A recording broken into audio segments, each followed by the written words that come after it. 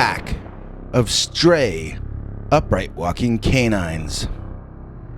Dear Scary Stories NYC, I'm writing to you to report an old story that happened to me personally. I saw a whole pack of upright walking canines one time back in the mid-1980s, and it was only around 30 miles north of a famous big city. Sit back, and I'll tell you all about it. First of all, I want to say that my stepfather Pete was an early adapter to the whole Dogman thing, so when I seen what I saw, I sort of had an idea what I was looking at. Most people in the 80s wouldn't have heard of Dogman, and I hadn't heard of it by that name either, but I did have the idea of real werewolves in my head as a possibility. When I was a kid, Pete told me that werewolves were real, and that he had escaped them on 2 different occasions. My mother always told him that he shouldn't tell me stories like that, because it would give me nightmares. But old Pete, he didn't care about anyone else's beauty rest. Pete told me that when he was a teenager, he worked 3 jobs for 8 months until he could afford to buy an old used car for himself, and he was really proud of it at the time. He fixed the engine up like new, and he washed it twice a week. Before the first month was out, he had gotten himself a date with a girl he was nuts about. He took her parking by some old swamp. He was from Louisiana, you see, not Iowa like me and my mom. Well, he said he left the girl in the car so he could go take himself a leak, and accidentally disturbed an actual real-life werewolf who chased him back to the car before he could pull his pants up, you know? He laughed because he thought that part was funny in retrospect. But as a kid, I just wanted to hear about the werewolf. Like, what exactly did he mean when he said a werewolf, you know? I'll tell you what he told me. Pete was a tall man, but he said this thing towered over him. He never gave me a specific height, but it sounded scary tall by the way he was talking about it.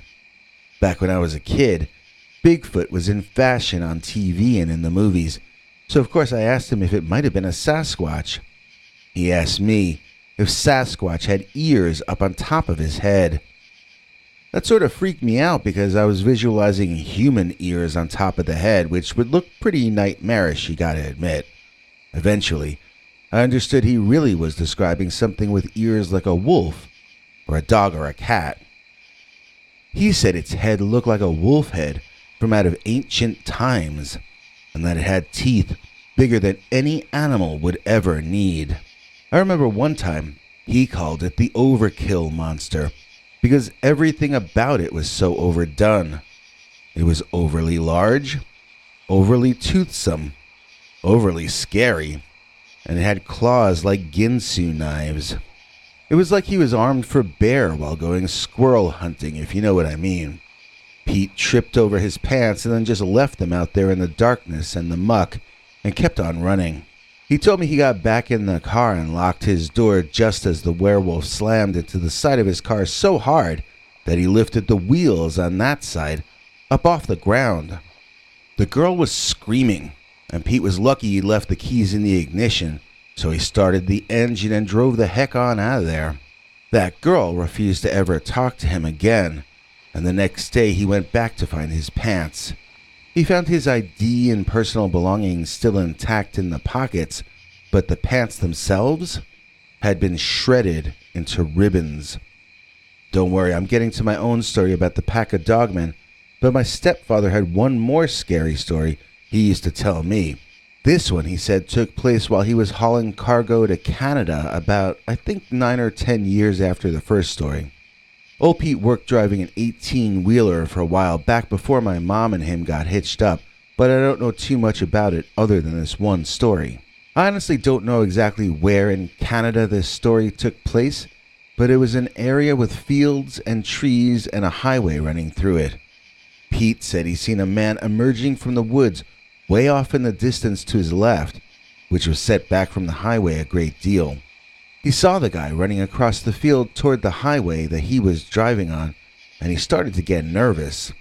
Why would that crazy guy be doing that? And he was running so fast. That made him even more nervous.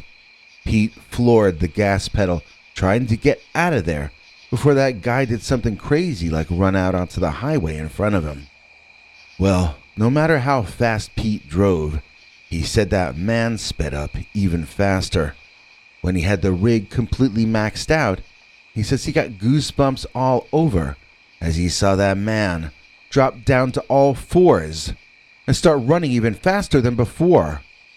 There was nothing old Pete could do except drive and watch that creature man approach, wondering who was going to win the race. Well, the four-legged running man made it out onto the highway and stood up right in the center of his lane, blocking the road. Pete hit the big horn on that 18-wheeler, but the man wouldn't get out of the way. When he got the guy in his headlights, Pete could see this was that werewolf again, or another one that looked just like it. This time, he described the body better for me. It was a man's body, only covered in fur like a dog. Again, it had the dog ears up on top of its head like a wolf, but it stood on its hind legs like a man. He said it had a chest and arms like a man, but it was not human. It looked like it had clawed hands. It really was more man than dog. The only ways it was like a dog really were the head and the fur. I asked him what kind of clothes the werewolf had on, and he said it didn't have any. To me, that made it sound more like an animal than a man. I wondered if this was a kind of animal that existed out in the wild that we were just not officially aware of yet. But to Pete, this was the same werewolf as the previous encounter. To him, this was an evil spirit or some kind of voodoo priest guy or something like that. He felt that this person just didn't like him and wanted to make his life miserable. But that sounded kind of paranoid to me. This was supposedly almost a decade later and probably 1,000 miles north, you know? What are the chances that it could be the same guy? I thought even as a kid that it was more likely two different animals that both just looked like each other in the dark. So I asked him, well, what happened? Did you run into the monster? Did the thing move out of the way? What? And he said he realized that the creature or man was hoping to get him to drive off the road or something stupid like that. He said that instead he just kept driving right at the thing, then at the last second veered off slightly to drive into the oncoming lane and maneuver around it. Pete said that if he hit that creature dead on, it might have messed up the front end of his rig, but if he was driving off to the side of it, and the stupid thing tried to jump in front of the cab as it sped by, then the werewolf would probably only damage itself. So that's what he did, and the wolfman apparently was smart enough to just let him go.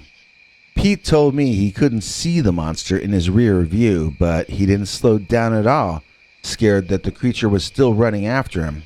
He was so scared, he kept speeding until highway patrol pulled him off the road and gave him a ticket. When that happened, Pete told the patrolman that he might have a stowaway hanging onto the back of the rig, and the patrolman walked around the rig looking underneath it and all around, pronouncing him good to go after ticketing him. Pete said that officer seemed to know exactly what he had been trying to speed away from and didn't seem to think he was acting crazy at all. But Pete also said that was the only time in his life he was glad to get a ticket from a cop.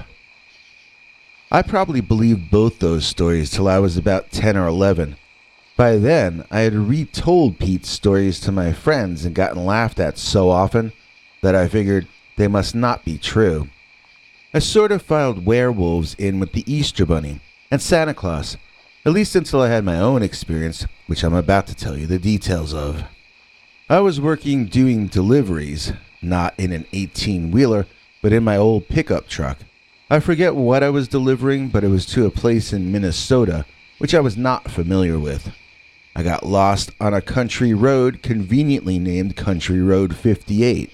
Looking at Google Maps, I'd say I was most likely in Andover, Minnesota, a suburb located about 30 miles north of Minneapolis. So this was not in the middle of nowhere, although there was no traffic around and no people either. I had passed some houses, so I knew the area was populated, but I hadn't passed any place I could ask directions in some time. I decided to pull off to the side of the road for a smoke break and to stretch my legs, Then I got out my paper maps and started trying to figure out where on God's green earth I had brought myself. This was back in the 80s. We didn't have GPS. We didn't have cell phones. We just had those incredibly hard-to-read paper maps that were usually already out of date by the time they were on the store shelves. For whatever reason, I kept getting deliveries to little planned communities and malls and shopping plazas that were brand new and not on any maps yet. It was like a bad luck streak, and it continued on to that day. So there I was, with my map laid out in front of me, and I was squinting at it, trying to read the small print, when I heard what sounded like a little puppy yapping.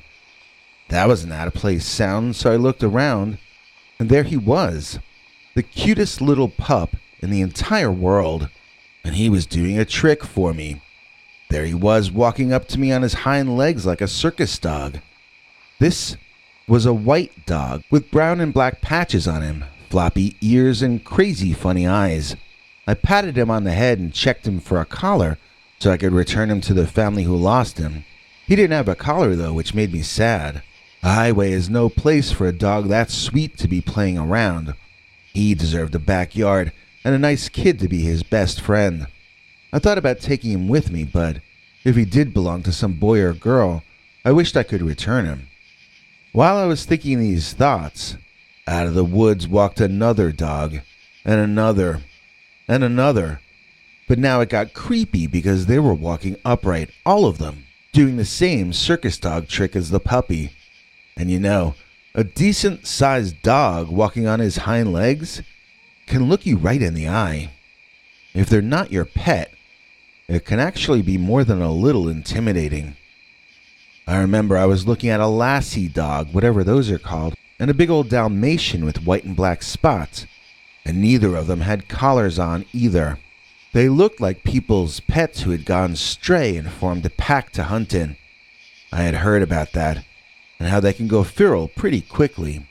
Instead of friendly and lovable pals, they become your enemy, and it's best to avoid them. But I'd never heard about a pack of strays that walked up on their hind legs. I felt like I was on Candid Camera, which was a hidden camera kind of thing back in those days. Actually, that show might have already been off the air by then, but you know what I mean. Like I was on The Carbonaro Effect or some other sort of prank show. I remember actually looking around for cameras, but instead I saw this dark brownish sort of dog noticing me and looking kind of unhappy about my presence there. I tried talking nicely to it, and it started making this really strange sound, one I'd never heard before in my life. I didn't understand at first, but this was the sound of him being extremely agitated. I pet the puppy on the head to try to show the bigger, darker dog that I was not a threat, but it had the opposite effect. His weird sort of moaning turned into a sort of growling. And by then, I noticed that I had become the focus of all 3 or 4 of them. The pup snapped at my hand, and I realized I was not in Kansas anymore. It was time for me to get out of there, but I knew that I'd better try to ease out of the situation and not make any sudden moves. I took a step backward, and the dark brown one began barking at me loudly. As if in direct response to the barking, some trees parted, and for a second I hoped it would be the human owner of these dogs to rescue me from them.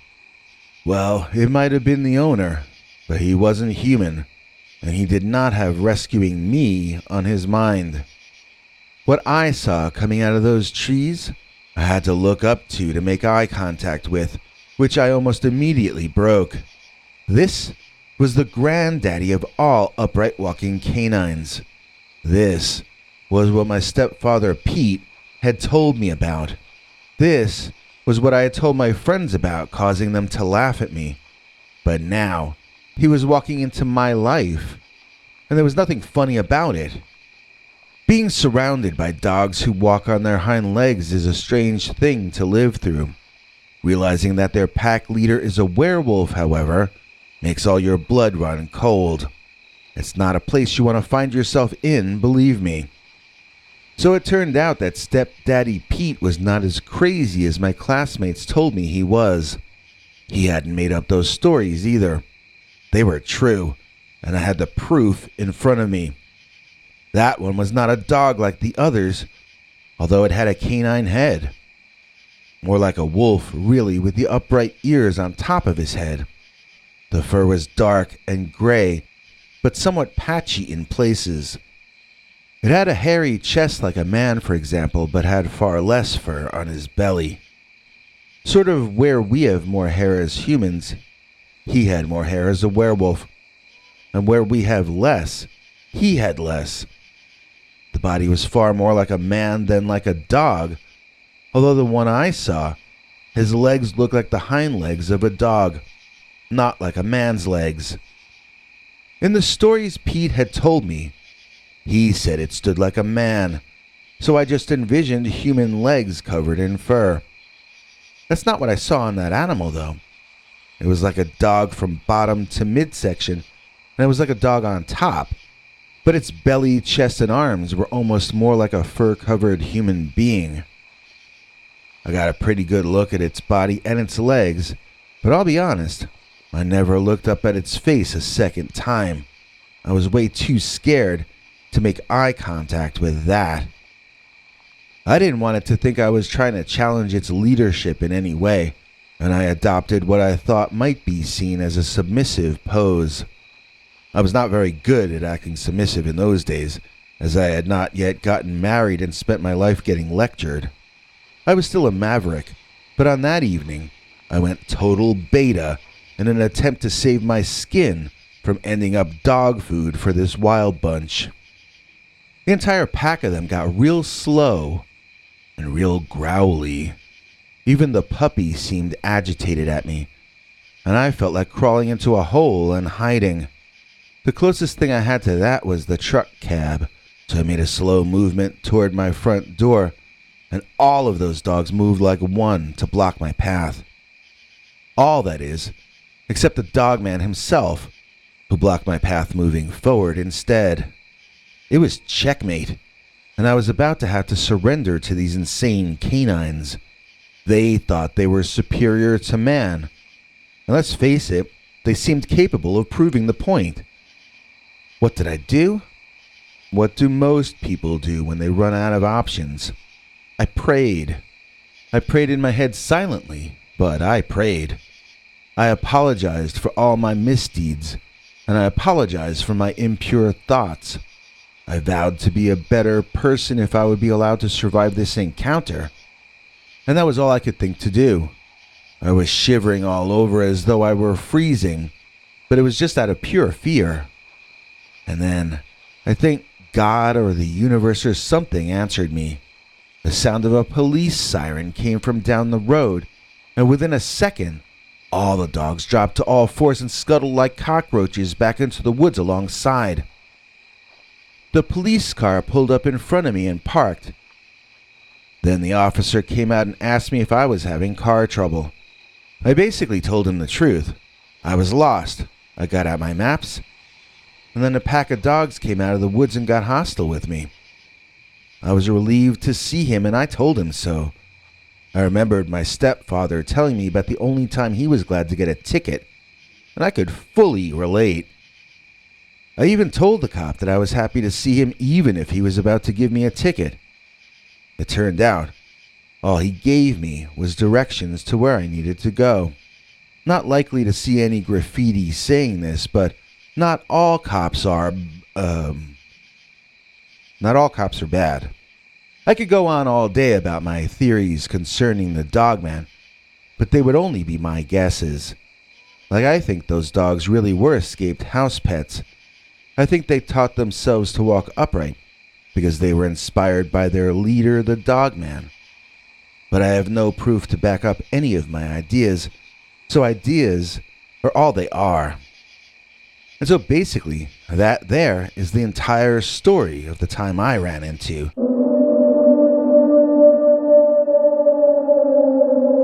a pack of stray, upright walking canines.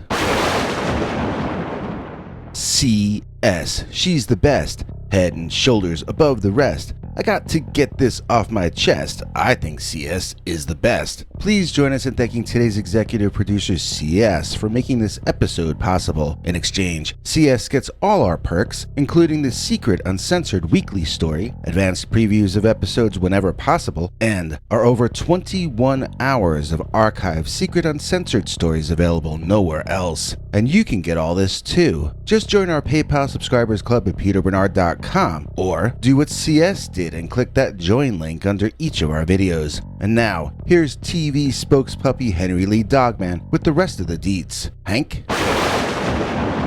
Thanks for watching till the end. If you liked what you saw, please consider clicking like on the video or sharing it with your friends and family that you think might also be interested. If you would like to see more of our work, please consider subscribing and hitting that bell icon next to the subscribe button so that YouTube will alert you when we put out a new video. To become a channel member and gain access to our special perks, you can click that join link under each of our videos. Another option is to join our PayPal subscribers club at peterbernard.com. You can join for as little as 99 cents on YouTube or $1.50 at peterbernard.com.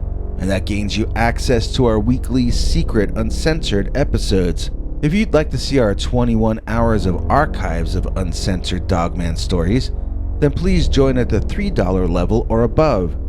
To get to watch our shows in advance of the public, please join at our $10 level.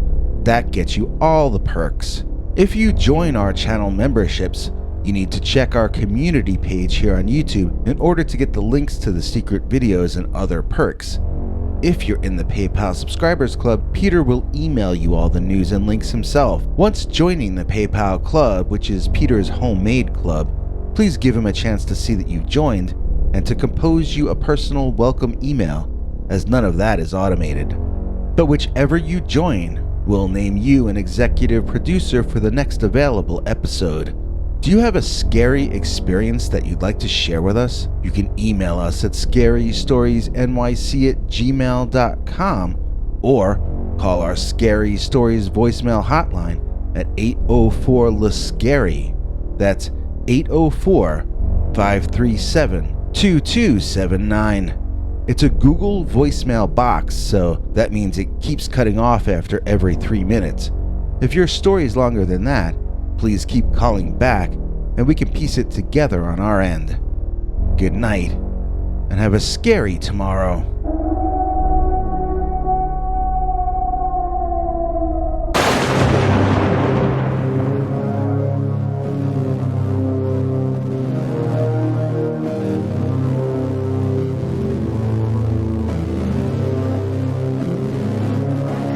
Come back for more scary stories.